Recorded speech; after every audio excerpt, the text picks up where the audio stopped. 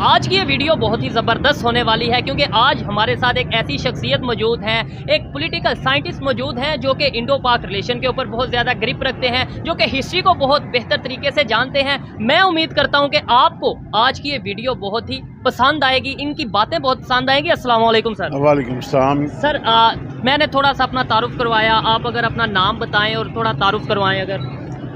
देखिए जी, नाम तो मेरा जमशेद भाट है जो मेरा सर्टिफिकेट पे है, मगर मैं ख्वाजा जमशेद इमाम के नाम से लिखता हूँ। बुनियादी तौर पे राइटर हूँ, फिक्शन राइटर हूँ, पॉलिटिकल एनालिस्ट हूँ, कॉलम वगैरह लिखता हूँ, बस यही तारुफ है। पॉलिटिकल एक्टिविस्ट हूँ। सर बड़ी मुश्किल से आज आपके साथ हमें मौका मिला कि आपके साथ बात करें, टाइम नहीं वेस्ट करेंगे, डायरेक्ट मुझे ये बताएं इंडो पाक रिलेशन के ऊपर बात करेंगे और ख़ास तौर पे ये बात कि हज़ारों साल मुस्लिम और हिंदू इकट्ठे रहे बरसगीर में, ऐसा क्या हुआ 75 साल पहले कि अचानक हम एक दूसरे के दुश्मन हो गए, टू नेशन थ्योरी आ गई कि भाई ये हिंदू के और मुसलमान इकट्ठे रह नहीं सकते, वही हिंदू मुसलमान जो हज़ारों साल इकट्ठे रहे। देखिए, ये बड़ा अजीब सा मामला है। बुनियादी तौर पे वो कहते हैं ना, इग्नोरेंस इज ब्लेसिंग। ठीक है। लाइल्मी भी बाज़-औक़ात नेमत होती है। 1000 साल तक किसी ने इनको बताया ही नहीं था कि आप दो अलग कौमें हो। 1000 साल बाद वो करैक्टर बरामद हुए जिन्होंने बताया कि नहीं नहीं, तुम दो अलग कौमें हो, तुम्हारा मज़हब अलग है, तुम्हारा कल्चर अलग है, जीना मरना अलग है, एक का हीरो दूसरे का दुश्मन है, दूसरे का दुश्मन इसका हीरो है, आपका शादी ब्याह गमी खुशी हर चीज़ अलग है। तो बुनियादी बात यह है कि इसे दो कौमी नज़रिए का नाम दे के कायद-ए-आज़म रहमतुल्लाह अलैह से जोड़ दिया गया, जबकि ये तो सर सैयद अहमद ख़ान का बुनियादी तौर पर थीसिस था कि हिंदुस्तान में दो बड़ी कौमें आबाद हैं। और जब वो रसाला असबाब बगावत हिंद के वजूहात लिख रहे हैं कि भाई हिंदुस्तान में 1857 का ये मामला सारा क्यों हुआ, तो चूँकि अंग्रेज़ और हिंदू ये चाह रहे थे कि ये सारा मलबा मुसलमानों पर पड़ जाए, तो उस वक़्त एक ही दानश्वर था जिसका नाम सर सैयद अहमद ख़ान है।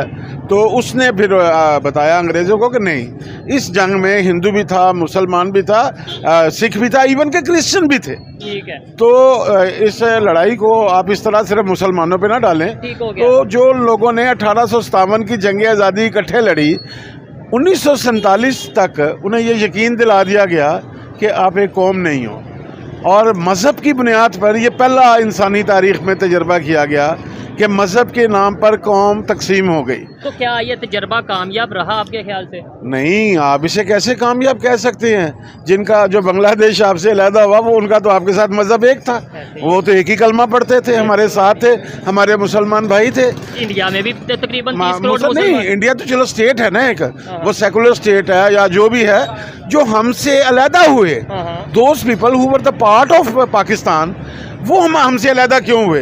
वहाँ दो उस वक्त दो कौमी नजरिया कहाँ गया? ठीक है। उस वक्त लोग आपसे मुइशत की बुनियाद पे अलहदा हुए। अगर मुइशत एक घर में गलत हो जाए तो एक माँ और एक बाप की औलाद भी घर में दीवार खड़ी कर लेती है। ठीक है। तो कौम मजहब की बुनियाद पे नहीं बनती, मजहब की बुनियाद पे मिल्लत बनती है।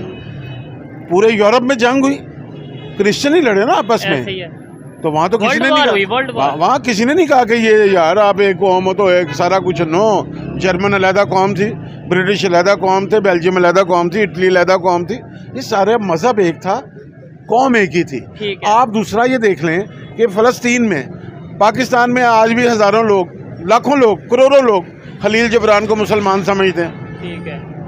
कि अरब में आज भी मज़हब की बुनियाद पर तफरीक नहीं की जाती। आज ये जो सऊदीया में नया सारा कुछ होना शुरू हुआ है, ऐसे ही है, तो वहाँ पे उन्होंने सबको इजाज़त दिया कि यहाँ बिजनेस करें, काम करें, इवन वहाँ पे मंदिर बनते नजर सारा कुछ हो रहा है ना। तो व्हाट इज दिस? बुनियादी तौर पे आपके दो कौमी नज़रिए की निगेशन यहाँ तो 71 में बंगालियों ने कर दी, ठीक है ना? ठीक है। और आलमी सतह पे आप सऊदीया कह रहे हैं, आप कह रहे हैं कि हम इसराइल को मानेंगे नहीं। ठीक है। तो उन्होंने वो इसराइल को भी माना। नहीं, जिसको आप हीरो मानते हैं उर्दगान, 1948 में टर्की ने माना सबसे पहले, 48 में इसराइल बना, 48 में टर्की ने उसे तस्लीम कर लिया। ठीक हो गया। और वो हमारे दोस्त हैं, खुद वो तस्लीम करके बैठे हुए हैं, दुनिया की हर फैसिलिटी ले रहे हैं। ठीक है। और हमें हमारे हाथ में परचम दिया हुआ मुस्लिम उम्मा का कि ये आपने संभाल के रखना है। अपने बच्चे भी कत्ल करवाओ, उन्हें जहालत में धकेल दो, उन्हें भूख से मरवा दो, वो हमारे बुजुर्ग एरिया रगड़ रगड़ के अस्पतालों में बगैर इलाज के मर जाए, मगर ये तुमने जंग बना के रखनी है। जब आप दुनिया में लोगों के साथ, दुनिया अमन की तरफ जा रही है, आपको जाना पड़ेगा नो डाउट। और अभी अमन की बातें शुरू होना भी चाहिए, हो भी रही हैं। मुझे ये बताया, आपने बोला कि खुद उन्होंने रिलेशन बेहतर कर लिए, खुद उन्होंने इसराइल को एक्सेप्ट कर लिया और हमें परचम लहरा दिया, पकड़ा दिया कि आप ये करो। दूसरे नंबर पे आपने बात की जहालत की। एक्सट्रीमिज्म की बात करें, वो कब आया यहाँ पे या ओवरऑल बरसगीर में एक्सट्रीमिज्म कब आया? देखिए, अगर आप एक्सट्रीमिज्म की बुनियादें देखेंगे ना, मैं बरसगीर की बात, मैं सब कॉन्टिनेंट की बात कर रहा हूँ, तो वो 1707 में औरंगजेब आलमगीर नाम का एक शख्स जी जी दुनिया से रुखसत हो रहा है, हाँ, जो एक आखिरी बड़ा मुगल बादशाह था, हाँ, ठीक है। और 1707 में एक दूसरा करैक्टर पैदा हो रहा है, उसका नाम था शाह वलीउल्लाह, ठीक है। ये पहला शख्स था जिसने हिंदुस्तान में एक्सट्रीमिज्म की बुनियाद रखी। ठीक हो गया, शाह वलीउल्लाह। हाँ, अब उनकी किताबें पढ़ लें तो उन्हें हीरो मानते हैं, आप कह रहे हैं एक्सट्रीमिज्म की बुनियाद रखी।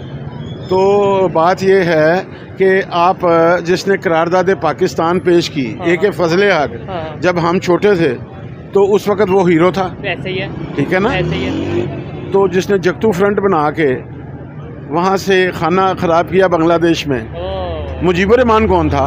मुजीबुर रहमान गद्दार है या हीरो है आपका? जाहिर बात है, अब तो गद्दार के ना, but he was the president of MSF east Pakistan nominated by कायदे आज़म मोहम्मद अली जिन्ना, मुस्लिम लीग का, मतलब वो प्रेसिडेंट रह चुके हैं इस पाकिस्तान के। और हुसैन शेख सोहरावर्दी कौन थे? कायदे आज़म के राइट आर्म थे। ऐसे ही है। AK फजले हक कौन था? जिसने 23 मार्च 1940 को करारदाद पेश की। और यही लोग थे जिन्होंने जगतू फ्रंट बना के 1954 के इलेक्शन में आपको वहाँ से निकाला। 300 आपने वहाँ 310 नशिस्तों में से मुस्लिम कायदे आज़म की मुस्लिम लीग ने सिर्फ 9 नशिस्तें जीती, ठीक है। जबकि हाउस में ग्रुप के लिए वहाँ पे 10 सीटें चाहिए थी। आप तो एक ग्रुप ना बन सके, वो तो 54 में ज़हनी तौर पे आपसे अलहदा हो गए थे। आपने पहले गोली चलाई उन पर ज़ुबान की बुनियाद पे, जो 7 करोड़ जो एक ज़ुबान बोलते थे, एक ज़ुबान बोलते थे, ही है, बंगाली बोलते थे। इधर 5 करोड़ या ये 7 ज़ुबानें बोलते थे। तो आपने कहा चलेगी, आपने कहा चलेगी ये, तो फिर ऐसा कौमों के दरमियान नहीं होता। एक्सट्रीमिज्म की बात हो रही थी, फिर देखें अब अगर इंडिया पाकिस्तान की बात करें, क्योंकि इंडो पाक पे बात कर रहे हैं, इंडिया पाकिस्तान, इंडिया में भी मुसलमान मौजूद हैं, पाकिस्तान में भी मुसलमान मौजूद हैं। दुनिया जितनी तेजी से डेवलपमेंट की तरफ जा रही है, एक्सट्रीमिज्म पूरे सब कॉन्टिनेंट में अगर आया, लेट्स सपोज जब भी आया, ठीक है, जो आपने बताया, अभी दूसरी दुनिया जो सी है, अगर इंडिया की बात करें, वो IT में बहुत तेज़ी से ग्रो कर रही है, वो मेडिकल में बहुत तेज़ी से ग्रो कर रही है, वो अपना जो सा दूसरे जितने भी फील्ड्स हैं, अगर इंटेलिजेंस की बात करें, उसमें आर्टिफिशियल इंटेलिजेंस की बहुत तेज़ी से ग्रो कर रही है। हमारे यहाँ पे ये चीज़ें क्यों नहीं, मतलब हम भी चलें थोड़ा सा बेहतरी की तरफ तो आते। देखिए भाई, आप अगर गंदम बीजेंगे तो चावल तो नहीं होगा पैदा, ठीक है ना। उन्होंने जो बीजा वो फसलें ले रहे हैं, ठीक है। आपने शाहदौला के चूहे पैदा किए अपने सिलेबस के ज़रिए, अपने निज़ाम तालीम के ज़रिए, और आज वही नस्ल आपके सामने खड़ी है, ठीक है। आपने मिस्टर जिन्ना के नैरेटिव को बर्बाद किया। आपने मिस्टर जिन्ना की आखिरी तकरीर अगर सुनी हो या पढ़ी हो 11 अगस्त 1947 की, तो मिस्टर जिन्ना का नैरेटिव बिल्कुल क्लियर है कि वो किस तरह की रियासत चाहते थे, ठीक है। और वो सीधा कह रहे हैं कि आपको अल्लाह ताला ने ये मुल्क दे दिया है, तो अब आप सारे equal citizen of the state हो, ठीक हो गया, ठीक है ना। लेकिन एक सवाल ये पैदा उठता है, फिर दोबारा एक मेरे माइंड में क्वेश्चन है, वो करेंगे। सो आपने बोला, मिस्टर जिन्ना ने बोला सब इक्वल हैं, चाहे हिंदू हैं, मुस्लिम हैं, क्रिश्चियन हैं, जो भी हैं सब इक्वल हैं, ठीक है। लेकिन 1947 से पहले वही जिन्ना साहब कहते नजर आ रहे थे कि भाई हिंदू मुस्लिम इकट्ठे नहीं रह सकते, मतलब पाकिस्तान में इकट्ठे रह सकते हैं। मैं गुजारिश करता हूं, नहीं मेरा सवाल समझे। हाँ मैं समझ गया। गुजारिश ये है कि जो लीडर होता है ना, पॉलिटिकल लीडर, जब वो स्टेज पे बात कर रहा होता है ना, स्टेज पे पब्लिक मीटिंग पे कर रहा होता है ना, तो उस वक्त वो अवामी ख्वाहिशात को एड्रेस कर रहा होता है। उस वक्त वो अवामी ख्वाहिशात से मुतज़ाद या मुतसादम नहीं चलता, ठीक है, दुनिया का कोई भी लीडर, ठीक है। मगर जो बड़ा लीडर होता है ना, वो हमेशा माँ की तरह होता है। बच्चा बाज़ औक़ात किसी ऐसी चीज़ के लिए ज़िद करता है जो उसकी सेहत के लिए नुकसानदेह होती है, तो माँ बाप फिर उसकी तवज्जो इधर उधर हटा के उसे कुछ दूसरा दे देते हैं। यही हिसाब बड़े लीडर का होता है कि चूँकि उस वक़्त ये नैरेटिव पॉपुलर था, आज भी है, तो इसका मतलब नैरेटिव से खेला गया है। हाँ हाँ हाँ, पूरी देखें, आपके मुल्क में आज भी मजहबी नैरेटिव बिकता है, एंटी एस्टेब्लिशमेंट नैरेटिव बिकता है, एंटी अमेरिकन नैरेटिव बिकता है आज भी, इसलिए एंटी इंडिया नैरेटिव बहुत बिकता वही ना, हमने अपने हीरोज़ को छुपाया है, ठीक हो गया, जिसकी वजह से हमने उनका, जब मैं छोटा था तो मेरी हिस्ट्री पता कहाँ से शुरू होती थी? चंद्रगुप्त मौर्य और अशोक से। अच्छा, क्या हिस्ट्री? जो हिस्ट्री की किताब थी मेरी, अच्छा अच्छा अच्छा, वो चंद्रगुप्त मौर्य और अशोक से शुरू होती थी। और जब मैं मैट्रिक में गया तो चूंकि अफगानिस्तान में फौज आ गई हुई थी रशियन, तो उस वक़्त सिकंदर आजम से शुरू होती थी 326 कबल अज़ मसीह और सीधी 712 मोहम्मद बिन कासिम पे आती थी। दरमियान की सारी तारीख गायब कर दी गई, कर दी गई। अच्छा, अगर हम बात करें भगत सिंह की, वो भी हमारे यहाँ के मतलब हीरो थे, मतलब उन्हें उनका क्यों नहीं थे नहीं हैं हीरो हैं, लेकिन यहाँ के थे तो उनका हम क्यों नहीं किसी बुक में लिखते, किसी बच्चे को इवन नहीं पता होगा। मतलब देखें, बड़ी डीप बातें हैं जो इन्हें पता है। मैं चाहता हूँ ज्यादा से ज्यादा इनसे मतलब मुझे भगत सिंह के बारे में बताया जाए। देखें, बात ये है, मैं दूसरे लोगों का आपको बाद में बताता हूँ वो क्यों नहीं मानते। मैं तो भगत सिंह को अपना हीरो मानता हूँ। अच्छा। बतौर पंजाबी, इसमें तो कोई दूसरी राय नहीं है ना। और जो डंके की चोट पे मानते हैं, 23 मार्च को शादमान में हर साल गुज़श्ता 35 साल से 40 साल से उसका डे हम सेलिब्रेट करते हैं। बात यह कि पंजाब के पास है क्या। हम इंडो पाक पे बात कर रहे हैं, balance of civil military balance. आपको इंडियन आर्मी चीफ का नाम पता है? वो मनोज पांडे, आई थिंक उनका नाम मनोज पांडे। और उससे पहले थे वो दूसरे। अब आप करते क्या हैं? मैं मीडिया का स्टूडेंट हूँ। कौन है army chief? Indian army chief का, ठीक है, बरतानिया का, अमेरिका का नहीं पता लोगों को। मैंने बताया वो गलत। भाई आपने बताया ना, आपकी फील्ड है। अच्छा, मेरी फील्ड है। ठीक है। सिर्फ जो लोग इस फील्ड के उनको पता है। अदरवाइज दुनिया में जर्नैलों की हीरोशिप दुनिया की कोई कौम नहीं बनाती। हमने तो जितना पठान है, उसने जब स्मगलिंग करनी होती है तो ट्रक के पीछे यूब खान की तस्वीर लगा के कहता है तेरी याद आई तेरे जाने के बाद, और उसमें सारा चर्च बड़ी होती है, हेरोइन बड़ी होती है, असला बड़ा होता है। तो मैं गुजारिश ये कर रहा हूँ, इस मुल्क में हमने जो इस मट्टी के बेटे हैं वो पैदा नहीं किए।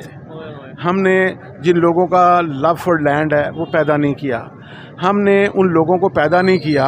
हमने वो निज़ाम तालीम, वो नसाब तालीम दिया ही नहीं जिससे इंसान को शऊर आए। विजन ही नहीं दिया। हाँ, हम अपने बच्चे को तबलीग पे भेज देते हैं, हम अपने बच्चे को चिले पे भेज देते हैं, हम अपने बच्चे को साल के लिए भेज देते हैं मदरसा में। साल में भेज, मदरसा नहीं, मुल्क से तबलीग। अब आपका सियासतदान सबसे पहले ये पूछता है कि मुझे क्या मिलेगा। इंडिया का सियासतदान सबसे पहले ये पूछता है कि बताएं मेरे लोगों को क्या रिलीफ देंगे। जब आप अपने हीरोज़ गैर मुल्की बनाएंगे, हाँ। जब आपके अपने हीरोज़ ही नहीं है, क्या मोहम्मद बिन कासिम आपका हीरो है? कहाँ में तो ये नहीं, आप बताएं ना। नहीं, क्या पाकिस्तानी है वो या हिंदुस्तानी है? नहीं। क्या महमूद गजनवी पाकिस्तानी था? नहीं। क्या शहाबुद्दीन गौरी पाकिस्तानी था? नहीं। खिलजी, तुगलक, लोधी, बाबर नहीं था ना? वही बाबर। मैं आपकी वो बात समझाऊं। ठीक। हमने अपने हीरो को भगत सिंह को किल किया। उधम सिंह के बारे में आप क्या जानते हैं? मुझे नहीं पता। उधम सिंह वो बंदा है जिसने जनरल डायर को कत्ल किया। वो जनरल डायर जिसने जलियांवाला बाग में गोली चलाई, और उसने FIR में अपना नाम क्या लिखवाया? FIR में उसने अपना नाम क्या लिखवाया? इंग्लैंड में क्या लिखवाया? राम मोहम्मद सिंह आज़ाद। राम मोहम्मद सिंह आज़ाद। हाँ, उन्होंने कहा ये क्या नाम है? उसने कहा तुमने जलियांवाला बाग में राम का कत्ल भी किया, मोहम्मद का भी किया और सिंह का भी किया, मैंने तीनों का बदला लिया। जो ये बात की इन्होंने कि मोहम्मद बिन कासिम आपके हीरो हैं या वो पाकिस्तानी थे, या इसके अलावा अगर महमूद गजनी की बात करें वो पाकिस्तानी थे, इधर से मुझे आइडिया ये हुआ कि भाई मैं तो अगर हीरो मतलब पाकिस्तानी तो ये थे। डॉक्टर अब्दुल कदीर की बात करें, उन्हें हम हीरो, डॉक्टर अब्दुल सलाम की भी करें ना। हाँ, डॉक्टर अब्दुल सलाम, लेकिन वो तो हम उसे दूसरे साइड पे ले गए। किधर ले गए हम उसे? वो प्रॉब्लम आ गई ना फिर। हाँ, कादियानी का उस पे भाई, किसी के कादियानी होने से, किसी के हिंदू होने से, किसी के सिख होने से उसका नेशनल स्टेटस या उसका सिटीजन स्टेटस तो ख़त्म नहीं हो जाता। फिर पाकिस्तान के सारे हिंदुओं का राइट ऑफ वोट ख़त्म कर दें, सारे क्रिश्चियन का राइट ऑफ वोट ख़त्म कर दें, फिर यानी कि आपने वोट लेना है तो वो सिटीजन ऑफ पाकिस्तान है।